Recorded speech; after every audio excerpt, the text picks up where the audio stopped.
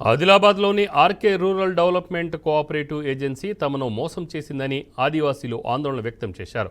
ఏజెన్సీకి సంబంధించిన 2 సిబ్బందిని స్థానిక కలెక్టర్ చౌక్లో అడ్డుకొని తమ డబ్బులు తిరిగి ఇవ్వాలని డిమాండ్ చేశారు.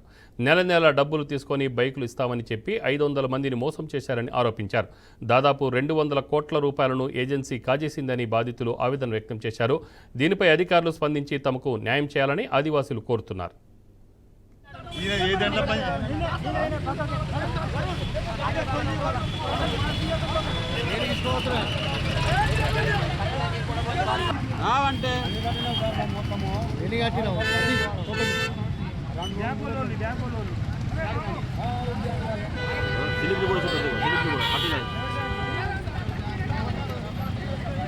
జైలుకి వెళ్ళి వచ్చినా కూడా ఇప్పటికీ అదే మోసాలు అవే అన్యాయాలు జరుగుతున్నాయి కానీ ఇప్పటి వరకు పోలీసు అధికారులు కానీ ఎవరు పట్టించుకుంటలేరు.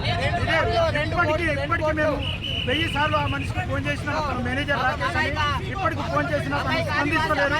కాబట్టి రోడ్డు మీద తీసుకొచ్చిన మైనా పట్టింపు లేదు. 500 అకౌంట్ల నుంచి వీళ్ళు అనేక ఆదివాసుల డబ్బులు మీరు ఆక్రమించుకున్నారు. అదే 2 కోట్ల దాకా కూడా ఈ రూరల్ మండలికి వెళ్ళి రావాలని ఈ దొంగలు 200 కోట్లు తీసుకున్నారు. 5 లక్షలు తీసుకున్నారు. Passbook RK rural development